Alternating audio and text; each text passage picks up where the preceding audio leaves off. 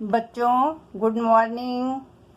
आज मैं आप लोगों को सिलाई हेतु वस्त्र की पूर्व तैयारी यानी कपड़ा सिलने से पूर्व और खरीदने से पूर्व हमें किन किन बातों का ध्यान रखना चाहिए।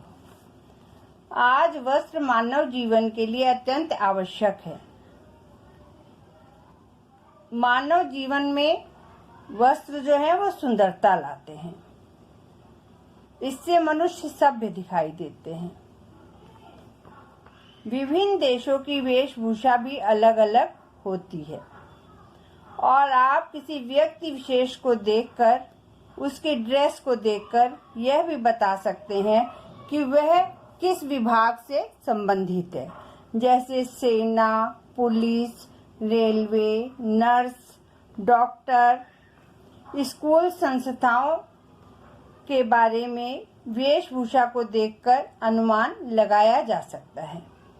यदि ये वस्त्र अच्छी तरह सिले होंगे तो व्यक्ति का सौंदर्य बढ़ जाता है और यदि अच्छी तरह से नहीं सिले होंगे तो उसका आकर्षण नष्ट हो जाता है।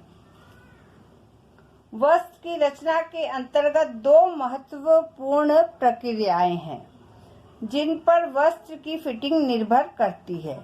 इनमें से एक है कटिंग और दूसरी है सिलाई।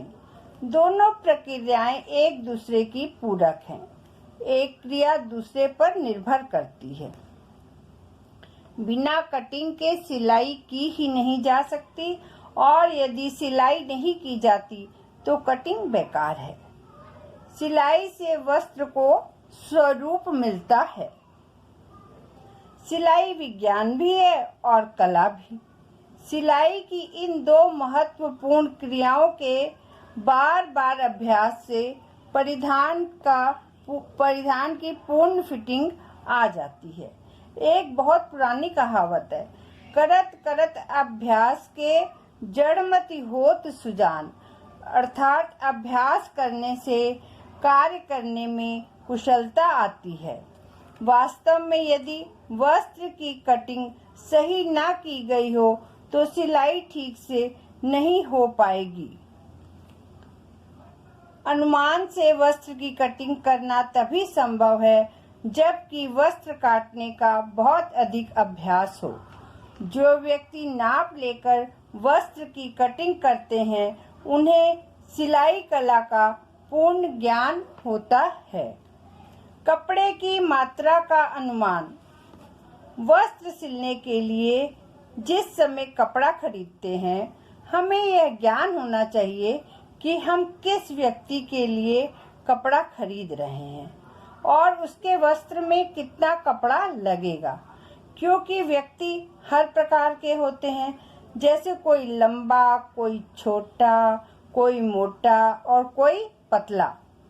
मान लीजिए हमें कमीज बनानी है तो तीनों व्यक्ति की कमीज के कपड़े में अंतर हो जाएगा।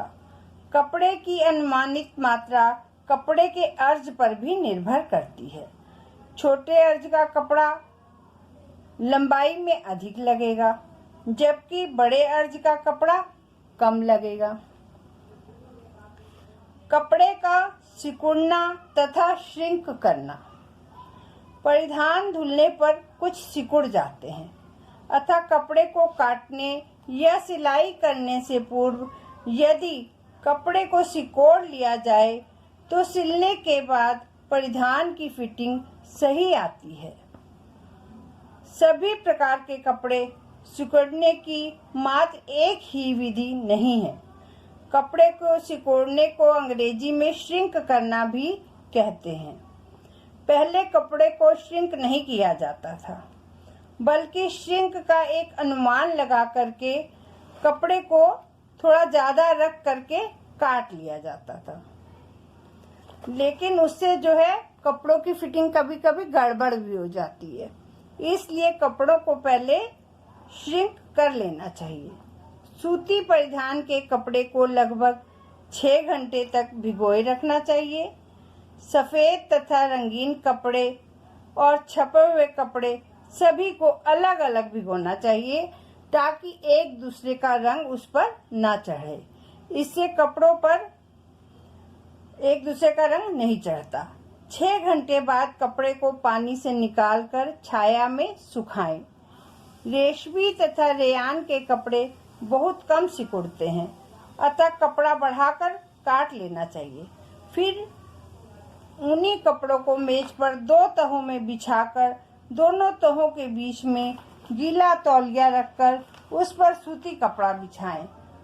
उस पर गरम प्रेस करें। ऐसा करने से कपड़ा सिकुड़न मुक्त हो जाता है। परंतु यदि कपड़ा मूल्यवान है तो उसे धोना नहीं चाहिए, वरन सिलाई में 2 सेंटीमीटर फालतू रख लेना चाहिए, जिससे कि सिलने के बाद कपड़ा तंग ना हो जाए। ड्राफ्टिंग करना, निशान उठाना। वस्त्र को श्रिंक करने के पश्चात सही फिटिंग के लिए कागज पर लिए गए नाप के अनुसार कागज पर पेंसिल से रेखा चित्र बना लेना चाहिए। रेखा चित्र की कटिंग करने से पैटर्न की तैयारी हो जाती है। उस पैटर्न पर सांकेतिक चिन्ह तथा डॉट, प्लेट्स आदि का निश्चित स्थान होता है। यदि कपड़े की कटिंग के लिए पैटर्न की सहायता लेनी हो तो कपड़े पर कम निशान लगाने पड़ते हैं। कपड़े पर निशान न लगाने से कपड़ा कम गंदा होता है। सूती कपड़े पर निशान लगाने के लिए मिल्टन चौक का प्रयोग करते हैं। सूती कपड़े की एक परत से दूसरी परत पर यदि निशान लगाना हो तो ट्रेसिंग व्हील का प्रयोग किया जाता है। ऐसा करने से समय की भी बचत होती है, क्योंकि एक ही ड्राफ्ट कई बार कटिंग में सहायता प्रदान करता है, जिससे उत्पादन अधिक होता है और हमें मेहनत भी कम करनी पड़ती है। बच्चों, आज मैंने आपको कपड़े की मात्रा का अनुमान तथा कपड़े को श्रिंक करना बताया है और ड्राफ्टिंग करना। अब इसके आगे का मैं आपको कल पढ़ाऊंगी।